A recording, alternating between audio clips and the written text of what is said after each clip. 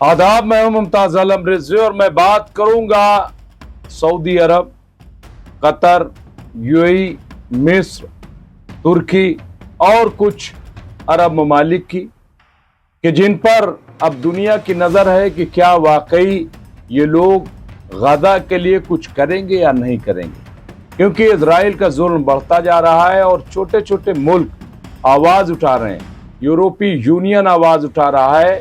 अब इनकी तरफ से भी थोड़ी हरकत और हरत हुई है, वो बोलना शुरू किया है। लेकिन अब जरूरत इस बात की है कि इन्हें रोका जाए, इजराइल को ताकत के जरिए रोका जाए। तो क्या होगा? दूसरी तरफ अगर देखिए तो फिलिस्तीन एक तरह से कामयाब होता दिखाई दे रहा है। बज़ाहिर तो ऐसा लग रहा है कि इजराइल मार रहा है, कत्ल कर रहा है, लेकिन कत्ल करने वाला कामयाब हो जाए ये जरूरी नहीं है, बल्कि हमेशा वो लोग कामयाब होते हैं जो हक के लिए लड़ते हैं। आज पूरी दुनिया फिलिस्तीन के साथ खड़ी हो गई है, फिलिस्तीन के लिए आवाज बुलंद कर रही है और फिलिस्तीन के साथ आने के लिए तैयार है। इससे ऐसा लग रहा है कि अब फिलिस्तीन जल्द ही आजाद हो जाएगा इस पूरे मसले पर, क्योंकि जितनी दरिंदगी दिखा रहा है इजराइल इस वक्त, जिस तरह से खाना पीना लेने वालों पे गोलियां चला रहा है या और जो हरकतें कर रहा है, इन तमाम मसले पर हमने बात की जो मिडिल ईस्ट के माहिर हैं अंजरुल बारी साहब से, और जानने की कोशिश की कि आखिर ये जो कुछ हो रहा है इसका अंजाम क्या होगा। क्या अब अरब और दूसरे ममालिक आएंगे और क्या फिलिस्तीन एक मजबूत कंट्री बनेगा, आजाद होगा? सुनिए इस पर अंजरुल बारी साहब ने क्या कहा। जिसका जिक्र करना चाहता हूं वो बहुत इंपॉर्टेंट है। अंदरुल बारी साहब, सबसे पहले ये कि जो हालात पैदा हो रहे हैं, आप देखिए, मैंने अभी एक तस्वीर दिखाई कि लोग मदद के लिए गए। वहां अमेरिका की तरफ से जो वहां पे मदद के लिए कैंप लगाया गया था, इमदादी कैंप, वहां लोग गए, मदद मांग रहे थे और उन लोगों पर गोलियां इजराइल ने चलाई। आईडीएफ के जो नौजवान वहां पे थे, मैं उनको क्या कहूं, दहशतगर्द न कहूं तो, उन्होंने गोलियां चलाई। उन निहत्थे लोगों पे 50 लोग मारे गए और कई लोग, ये तस्वीर आप देखिए, ये तस्वीर आपकी नजरों के सामने आएगी और फिर आपको अंदाजा होगा। देखिए कि क्या तस्वीर है यहाँ पे। हा? ये कौन लिख रहा है? ये अखबार लिख रहा है, ये हम नहीं कह रहे। और उनको मार दिया गया। अंजर साहब क्या कहेंगे, 200 लोग जख्मी हो गए, और जख्मी कोई ऐसे वैसे जख्मी नहीं होते हैं कि खरोच, जब गोली चलती है तो आप समझ सकते हैं कि किसी के पैर में गोली लगी होगी, किसी के हाथ में गोली लगी होगी, किसी के सर में गोली लगी होगी, किसी के सीने में गोली लगी होगी। अंजर साहब, ये जख्मी कोई ऐसा नहीं है कि वो चोट गिर गए कहीं जमीन पे और इसलिए चोट आ गई होगी। तो आप क्या कहेंगे, ये कितना बड़ा दुनिया के सामने चैलेंज है। अंदरुल बारी साहब, बहुत शुक्रिया मुमताज, आपने जाहिर है कि तमाम चीज़ों को जिस अंदाज से बताया है, ये इस वक्त मशरिक़ वस्ता के हालात है। और आप जो जिक्र कर रहे थे कि बड़े पैमाने पर आज देखा जाए तो बड़े पैमाने पर लोग जो है इमदादी सामान लेने के लिए, खाना जो कि कई हफ्तों से फिलहाल वहाँ पर न पानी है न खुराक है, तो वो एक कोशिश अमेरिका ने, जिसको लेकर के कई तरह की कंट्रोवर्सी खड़ी होती रही है, अमेरिका और इजराइल दोनों मिल करके गाजा ह्यूमैनिटेरियन जो फंड पहुंचाया जा रहा है, उसको लेकर के कई तरह के सवाल खड़े होते रहे। खुद अक़वाम मुत्तहिदा ने भी इस पर संगीन सवाल खड़े किए हैं। उनका भी साफ तौर पे यही कहना था कि जो तरीका अपनाया जा रहा है रसद को पहुंचाने का, लोगों तक इमदाद पहुंचाने का, वो तरीका किसी भी तरह से इंसानी नहीं है। वो गैर इंसानी अमल अख्तियार किया जा रहा है। हालांकि अमेरिका ये चाह रहा है कि इसके जरिए से जो है अपनी जो छवि है उसको थोड़ा बहुत जो है बेहतर कर सके, लेकिन जो तरीका और जो रुख इजराइल का है वो किसी भी कीमत पे ये कहा जा सकता है कि पीछे हटता हुआ नजर नहीं आ रहा है। और नतीजा ये है कि अभी तो आपने ये देखा कि 50 लोगों का आप जिक्र कर रहे हैं, लेकिन सच्चाई ये है कि जो मरने वाले लोग हैं, जो शोहदा हैं, उनकी तादाद कहीं ज्यादा है। क्योंकि जिस बड़े पैमाने पर खाना लेने के लिए, रसद लेने के लिए वहां पर लोग मौजूद थे, और उसमें जिस बड़े पैमाने पर गोला बारूद और उसके साथ साथ फायरिंग की गई है, तो उससे अंदाजा लगाया जा सकता है कि ये तो वो है कि जो एक आधिकारिक अपनी छवि को बेहतर बनाते हुए और बचाते हुए अपनी छवि को एक आंकड़ा दे दिया जाता है।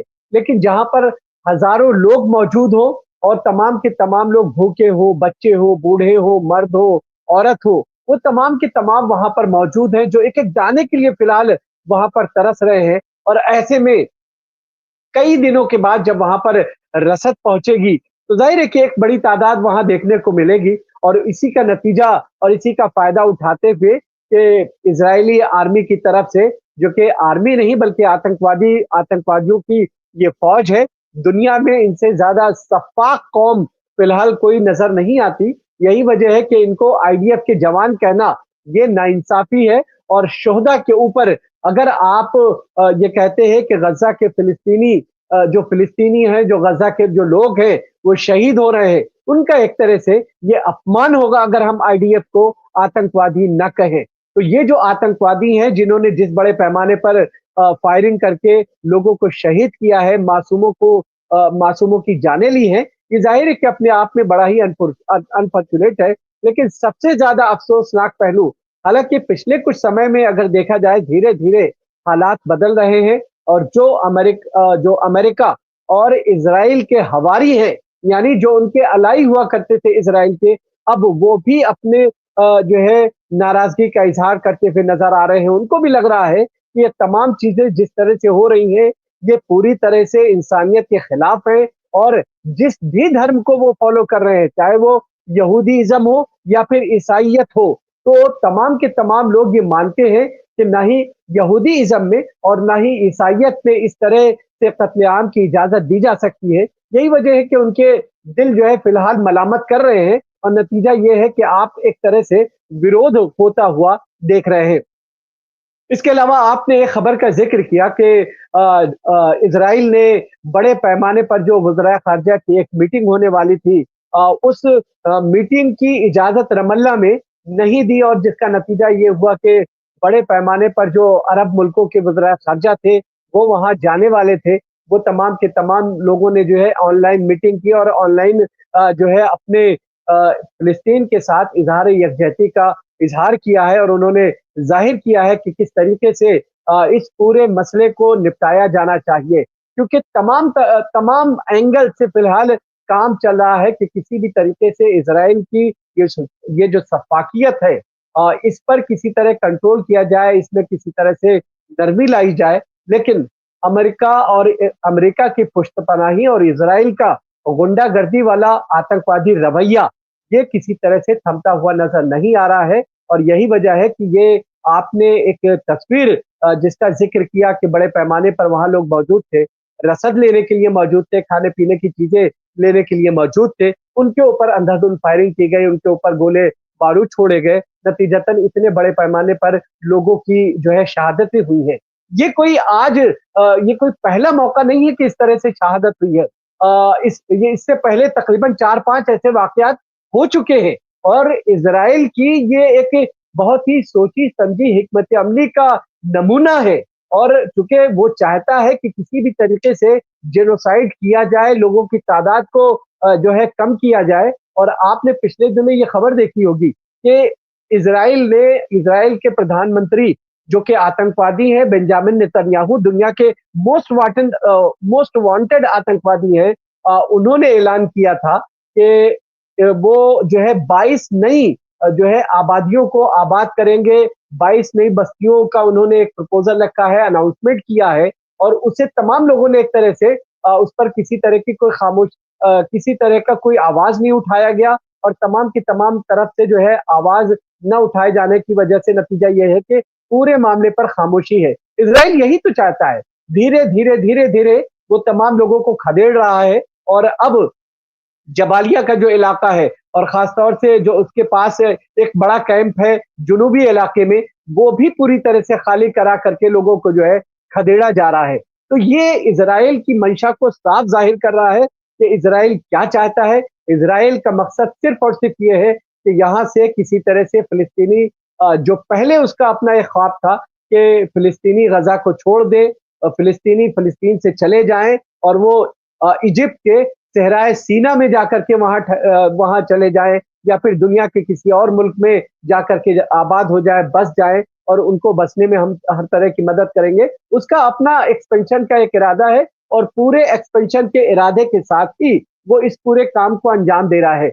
यही वजह है कि उसे किसी दुनिया के किसी भी व्यक्ति की कोई परवाह नहीं है, किसी भी कोर्ट, किसी भी इदारे या किसी भी हुकूमत का कोई डर या खौफ नहीं है कि उसके खिलाफ किसी तरह का कोई एक्शन ले, क्योंकि उसे पता है कि दुनिया भर में जो अहम इदारे हैं, चाहे वो ममालिक हो या फिर इदारे हो, तो उन अहम इदारों पे उसके अपने लोग यानी कट्टरपंथ जो यहूदी हैं, ज़ायोनिस्ट हैं, वो तमाम के तमाम हर जगह मौजूद हैं, और उसको इस बात का एहसास है बेंजामिन नेतन्याहू को कि अगर कभी हमारे ऊपर किसी तरह की कोई परेशानी आएगी, इज़राइल पर किसी तरह का मसला आएगा, तो यही ममालिक में जो ऊँची-ऊँची पोस्टों पर ज़ायोनिस्ट बैठे हुए हैं, जो उसको एक तरह से अंदर खाने सपोर्ट कर रहे हैं, तो वो तमाम के तमाम लोग अपनी सरकारों को मजबूर करेंगे ताकि इज़राइल को महफूज रखा जा सके। तो ये एक उसकी कोशिश है, उसी हिसाब से इस तमाम काम को अंजाम दिया जा रहा है।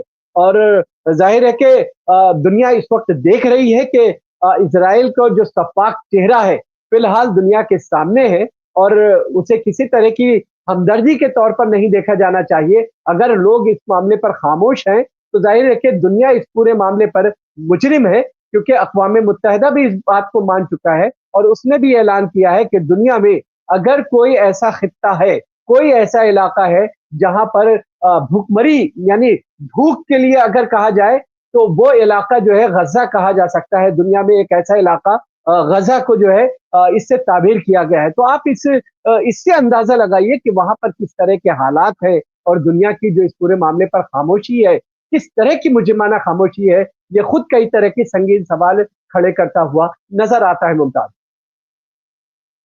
और ये आपकी बिल्कुल बात सही है कि एक बड़ा सवाल खड़ा हो गया है, और ये जो मैं दो चीजें मैं बात कर रहा हूं, एक तो ये कि जो फतवा जारी हुआ है इस ऑर्गेनाइजेशन के बारे में क्या कहेंगे अंदर साहब, और आज ये फतवा जाहिर है कि जारी कब किया गया, बहुत पहले इस फतवे को जारी किया गया, लेकिन आज ये फतवा क्यों सामने आया है, आज इसकी क्यों जरूरत महसूस की गई, जो international union of Muslim scholars इनकी तरफ से ये जारी किया गया था, लेकिन आज इसको क्यों पेश किया जा रहा है, ये मार्च 2025 में इसको जारी किया गया था। इसकी क्या इंडोनेशिया में फतवे ने घरेलू गैर यकीनी सूरत हाल को जन्म दिया।